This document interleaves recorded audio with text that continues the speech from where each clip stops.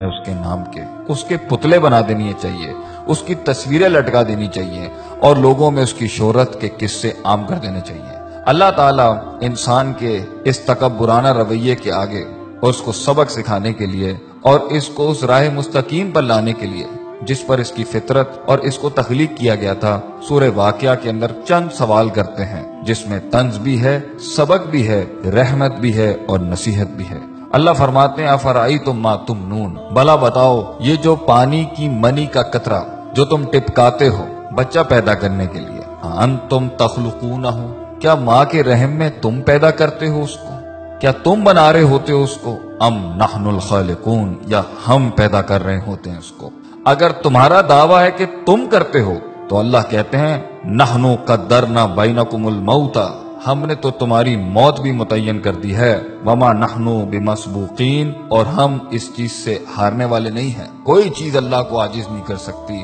اگر تم خود اپنے آپ کو پیدا کرنے والے ہو یا تم سمجھتے ہو کہ یہ اولادیں تمہیں کریڈٹ ملے اس کا، تو پھر تم موت کو کیوں نہیں روک لیتے؟ تم اپنی موت کو کیوں نہیں روک لیتے؟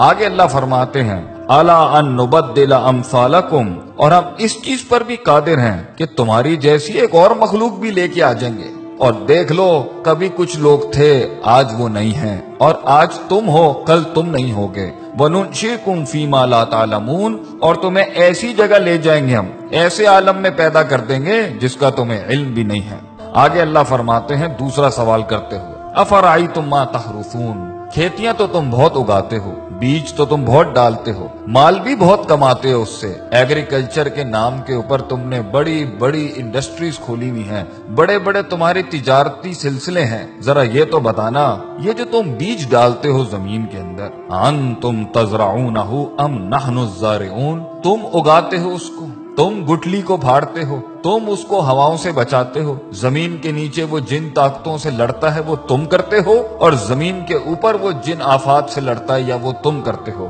اللہ فرماتے ہیں اگر یہ تمہارا دعویٰ ہے کہ تم کرتے ہو، یہ تمہیں کریڈٹ ملنا چاہیے اس کائنات کے نظام کے چلنے کا، تو اللہ فرماتے ہیں لو نشاء لجعلناہ حطاما، اگر ہم چاہیں تو اس کو ریزہ ریزہ کر دیں، فظلتم تفکہون، پھر تم حیرت کے ساتھ بیٹھ جاؤ گے، اور تم حیرت سے بیٹھ جاتے ہو جب پانی ساحلوں سے بڑھ جاتا ہے، جب ہوائیں تیز ہو جاتی ہیں، جب زمین ہلنے لگ جاتی ہے، جب آسمان سے بجلیاں کڑکنے لگتی ہیں، پھر تم سب ہی بیٹھ جاتے ہو، پھر سب کی تسبیحاں شروع ہو جاتی ہیں، پھر ہم ہی یاد آ رہے ہوتے ہیں سب کو جب موجوں میں طغیانی آتی ہے اور سمندر تیز ہو جاتے ہیں۔ اور تم آگے کیا کہتے ہو انا لمغرومون، تم کہتے ہو یہ تو ہمارے اوپر کسی قسم کا بڑا تاوان آ گیا ہے، بل نحن محرومون، اور ہم تو محروم ہو گئے ہیں، ہم سے چیز چھن گئی ہے، ہمارے کنٹرول میں کچھ نہیں ہے۔ تو پھر اس ٹائم پر اپنے آپ کو کریڈٹ کیوں دیتے ہو جب جانتے ہو کہ اللہ ان سب چیزوں پر قادر ہے؟ اللہ تیسرا سوال کرتے ہوئے پوچھتے ہیں افرأیتم الماء الذی تشربون، پانی تو تمہاری بڑی پسندیدہ چیز ہے، پیتے بھی ہو تم اس کو، اور کافی ملا ملا کے مختلف رنگوں کی تم ڈرنکس بھی بناتے ہو اس سے، بھلا یہ تو بتاؤ کہ پانی جس کے ساتھ تم اتنی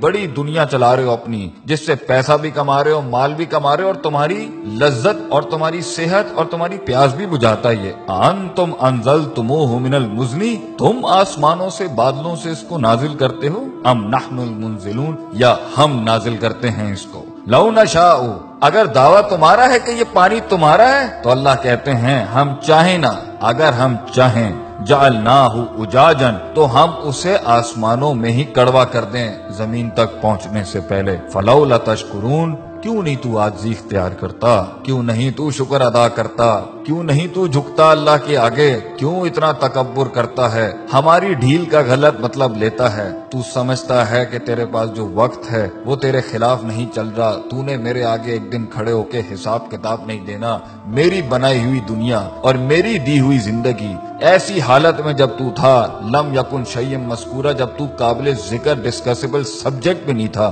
ہم نے پیدا کیا، ہم نے دنیا دی تجھے، ہم نے وسائل کریٹ کیے، ماں باپ ہم نے دی، تعلیم کے ذرائع بجائے ہم نے پیدا کی ہے، ہم نے تیرے جسم کو حسن دیا، تیرے بالوں کو حسن دیا، تیری آنکھوں کو حسن دیا، اینڈ میں ہمیں ماننے کے بجائے تو نے اپنی نفس کو سجدہ دے دیا، یا لوگوں کو اپنا خدا بنا لیا، یا معاشرے کی رسومات کے اوپر